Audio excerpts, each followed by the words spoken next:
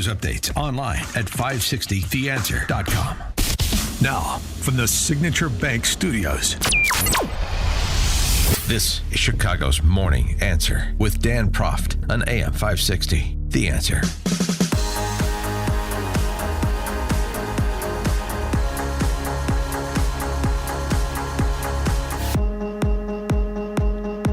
Top of the morning, Dan Proft and J.D. Vance, that sit-down he did with Martha McCallum we mentioned earlier in the program, covering a range of topics, including immigration enforcement, which we discussed.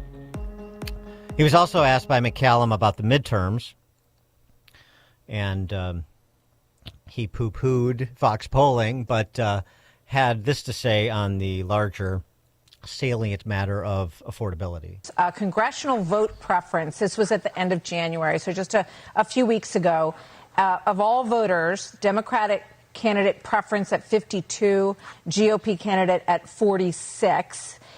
We've got a long way to go, but obviously that number would not be good for the majority. That would not be good. I will say, as much as we love Fox News, we always think Fox News has the worst polling. Me and the president agree on that. I'm sorry. I can show you other ones that are very similar, but since they're ours, I show ours. But here's the fundamental issue in the midterms, and I think we're going to make this argument to the American people, and the American people are obviously, they're going to be the ones who make this decision, is look, if you go back to the Biden administration, the average American lost about $3,000 in take-home pay during the 4 years that Democrats were in charge. In the first year of the Trump administration, average Americans have gained about $1,200. Now, there's kind of a good news, bad news dynamic there. If you're looking at it from the perspective of the last year, Americans have done better. If you're looking at it from the perspective of the Biden administration, we're still digging out of the hole the Democrats put us in. And I think that the question we're going to put to the American people is, do you want to give the government back over to the people who, frankly, burned down the house and made most Americans much less wealthy and much less safe? Or do you want to double down on the president's leadership, which has helped us recover from some of the problems caused by Joe Biden? That's not bad, and that's essentially what Kevin Hassett has been saying for months about the purchasing power that was lost and how much has been gained. And more is coming. Scott Besson talking about this tax refund year where most Americans should see a bump in their tax refunds, income tax refunds. And other things that are coming online, including a explosion in CapEx because of the ability to immediately depreciate investments, other beneficial growth-oriented aspects of the BBB that really take effect this fiscal year. And hopefully, they believe, people will start to see the fruits of that labor before they go to the polls in the fall. Let's get an assessment of how compelling that value proposition J.D. Vance offered might be as the midterms come into focus a little bit later on in the year. Noah Rothman, senior writer at National Review, author of the forthcoming Blood and Progress, A Century of Left-Wing Violence in America. Noah, thanks for joining us. Appreciate it. My pleasure. Thanks for having me. So what do you think of Vance's pitch, at least in terms of where we are today in February? Well, I share your assessment. I think that's probably smart politics. I do think there's time to right the ship, but there's not a lot of time. This is something that should have been the president's message throughout this administration. And it might not be popular to say, but it's my assessment generally that this president's biggest problem is he gets distracted. He doesn't get laser focused on one particular issue and just drill into that issue for weeks and weeks and weeks. And that's what it takes to really incept a message into voters' minds. You do have to repeat it up to the point at which it becomes, second knowledge for voters. It's just a mantra. And they didn't do that. All reporting indicates that the president sort of outsourced his immigration program to Stephen Miller, who focused on internal deportations and set up quotas, daily quotas, 3,000 removals, no matter what. And that's the sort of thing that's going to get you, quotas are bad for people who have to meet quotas. It forces you to focus on quantity rather than quality. And we experienced that here. Likewise, the Greenland debacle, et cetera, so forth. And this happened in the president's first term, too, where he sort of outsourced economics to the very conventional Republicans with whom he surrounded himself. And as a result, he had a conventional Republican economy, a conservative economy, and people really loved it. They were looking back on 2019 by 2024 and saying, let's get back to that. But the president didn't surround himself with those kind of people in his second term, not conventional conservatives with a limited government outlook and a laissez-faire approach to market economics. They had a very different idea. And so they pursued tariffs, which the public didn't like. They pursued the deportation program, which the public didn't like nearly as much as they liked shutting down the border. And they didn't focus entirely on getting inflation down and putting more money in your pockets. At least they didn't talk about it very often. And up to the point where they were rebranding the tax bill as the Working Families Tax Bill as opposed to the Big Beautiful Bill Act, which is what it was initially named. There was just a lot of ad hoc approach to what should have been a strategic effort to roll out economic message after economic message throughout the course of the last 13, 14 months. And I don't know if we'd be in the same position that the Republicans find themselves in today if that's the course that they had taken. Yeah, I mean, I think that's a fair critique. It's just one of these things. Trump is such an anomaly in a sense that I almost think that, and whether it's consciously or subconsciously, he is from the Earl Long school of politics, which is that the people don't want good government, they want good entertainment. And so he will spend time, as you say, he will go off on tangents and make sure that he spends time talking about some Olympic skier that nobody has ever heard of and nobody will again a week from now, and telling, who says something about ICE enforcement, and he feels the need to respond to him just so he has insinuated himself into the politics in play at the Winter Olympics. But so in a sense, it's you say, well, that's a distraction, and he's so too easily distracted. And in another sense, it could be purposeful, because now what I'm doing and what's going on in this country, since I've insinuated myself, now it's central to part of the discussion going on at the Olympics that people actually do probably pay more attention to than they do politics. So, I want to give him some wide berth, in part because he's been pretty successful politically. I think that's difficult to argue. That there may be some method to the madness here. I suppose, but I mean, it's sort of like Barack Obama in that sense. Like Barack Obama was extremely good at injecting himself into apolitical aspects of society. You couldn't get away from the guy. He was in film and television. He was on late night comedy. He was on movies. He was in music. He was everywhere.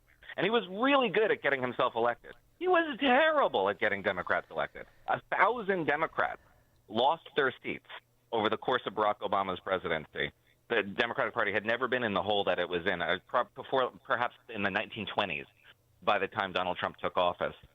But Trump sort of takes a very similar approach, where he's great at getting himself elected. He's great at injecting himself into the national conversation. I think he needs it. But it doesn't redound to the benefit of the Republican Party. Yeah, I mean, that is definitely the electoral record of Democrats during Obama, no question. And the electoral record of Republicans under Trump is mixed at best, and trending to get more mixed. But, I get the one other difference is just substantively is much better policies under Trump, and they're producing much better results. But the implementation is important, too, as you were discussing with respect to immigration enforcement. I want to get to something substantive, a good example of where the substance is much better under this president. The situation in Iran, there's reporting that Israel is preparing and has already sort of gotten word from Washington that negotiations between Iran and the U.S. in Geneva are at an impasse. They're not going anywhere.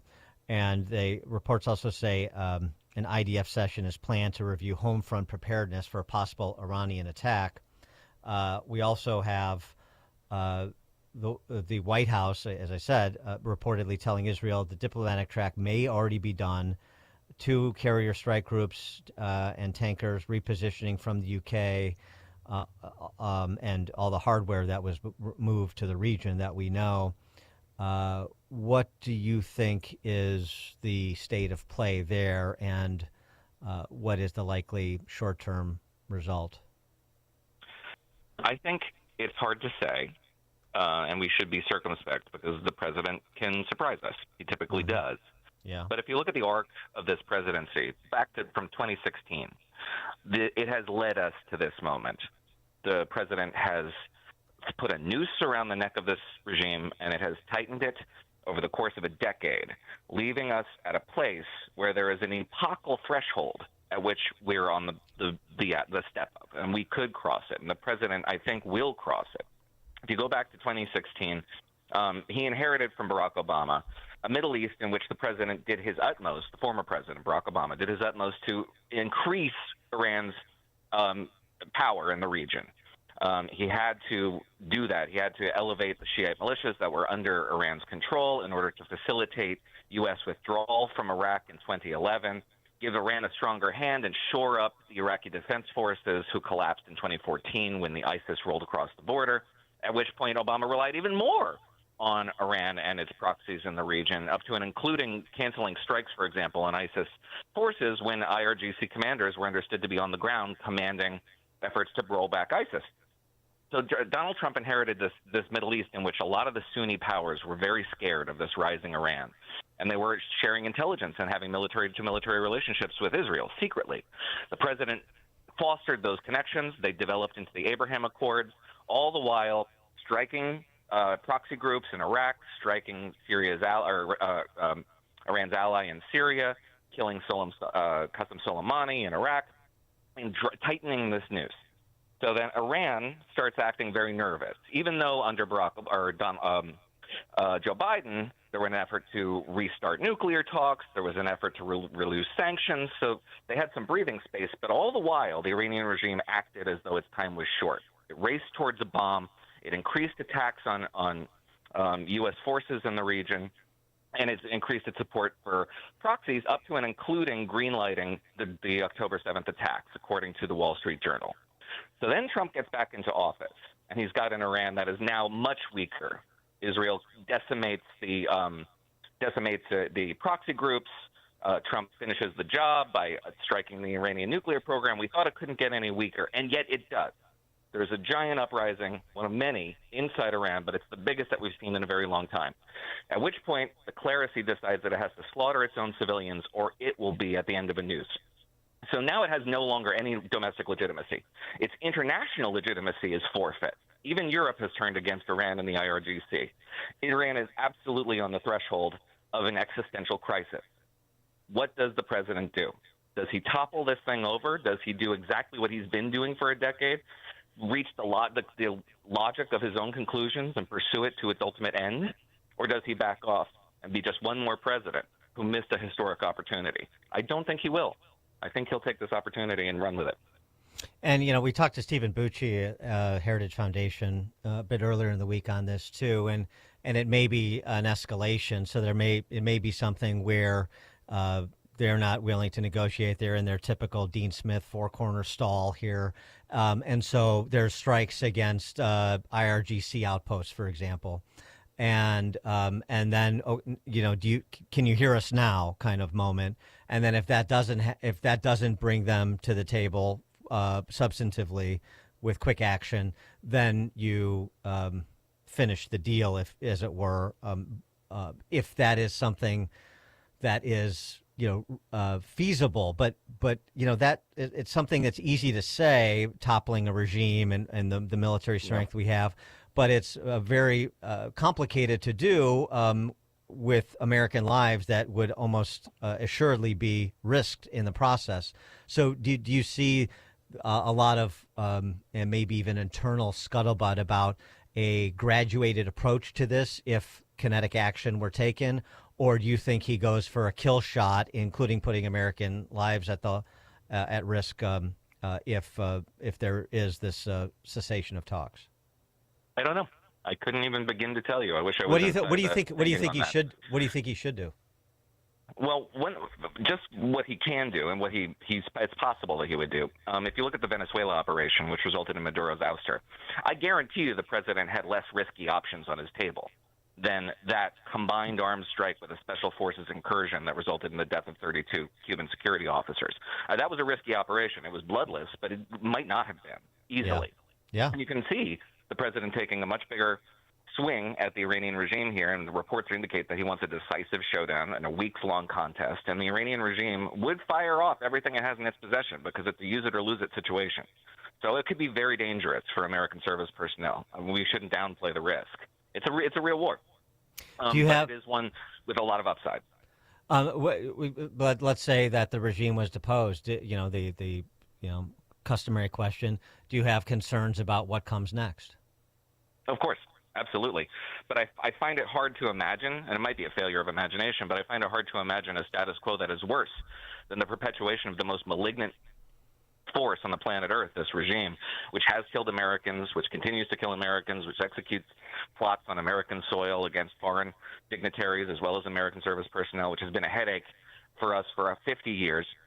I do find it hard to imagine. Now, it's hard to see that regime change can happen from the air. We don't have very many examples of that, and the one that it jumps to mind is Libya, and that's a pretty fraught model. Yeah. So you need a force on the ground, and the force on the ground would have to be protesters, the people who are aggrieved by the slaughter of their own family and friends. So that's what we need to restart the demonstration movements on the ground with these strikes. And that's why you're going to have to get a full-on regime change. I don't suspect that ground force, which we would need, would be satisfied with regime change light, which is sort of what we did in Venezuela, leave the regime virtually intact but decapitate it. That's what they're kind of talking about, maybe some sort of an IRGC military dictatorship, which has the same character of the previous regime but not the clerisy at the top of it. That won't satisfy us, and it won't satisfy the protesters on the ground. I don't think there's a middle way here. Either you go full-on regime change and try to collapse the regime so that it implodes rather than explodes. You don't want the region being destabilized by this. But I don't suspect that we will achieve our strategic objectives by simply striking the clerisy, for example, as fraught as that would be for the whole region, for the Shiite world. But we would also be left with the IRGC essentially intact. And respond, what some of the critics on the right say about this, and I hear them too. This conversation is, this is Israel instigating another war. I'm sure you're seeing it already online as per usual. And, and why are we fighting Israel's wars? Why are we going to risk American servicemen and women for Israel? That Israel is driving this, not the United States. This is not in our interest. This is a Middle East problem, and we should stay out of it. What do you say to that? I think it's impossibly stupid and a bigoted approach to rationalizing geopolitical affairs, probably because you don't actually understand geopolitical affairs, so you need some really simple heuristic to navigate an impossibly complex environment like anti-Jewish prejudice. Israel was against the Gulf War. Israel was against the Iraq War. And Iran was a principal adversary during the insurgency. According to U.S. military estimates, upwards of 300 American personnel were killed, not wounded, killed, to say nothing of the many wounded, by Iranian action, introducing shaped charges, for example, into Iraq and using them to support IED attacks on U.S. soldiers. All well documented, to say nothing of the attacks on the U.S. personnel in Lebanon in the 80s, in attacks on Saudi diplomats in Washington in the early mid-2000s, 2011. You can go on and on and on. Iran has been at war with the United States from its inception. It inaugurated this regime by making war on the United States and capturing diplomatic personnel and holding them hostage for 444 days. This is not new. So if you're just coming into this thing and you don't really grasp it, then maybe you're saying, oh, yeah, obviously the Jews have some mesmeric power over our government and they're forcing us to do things we wouldn't otherwise want to do. It's because you don't understand the history of it. You don't seem very interested in the history of it. You're just looking for a really simple explanation to justify your own ignorance. So I'm contemptuous of that point of view, as you can tell. Yes, I can tell. It comes across. Noah Rothman, senior writer at National Review, author of the forthcoming Blood in Progress, A Century of Left-Wing Violence in America. Noah, thanks as always. Appreciate it. My pleasure. Thank you. Thanks. And Noah joined us on Chicago's Morning Answer. Hear about the big stories of the day, then talk about them right here on Chicago's Morning Answer on AM 560. The Answer. Safety. It's so important at your industrial facility. You need to keep your personnel safe and meet OSHA requirements.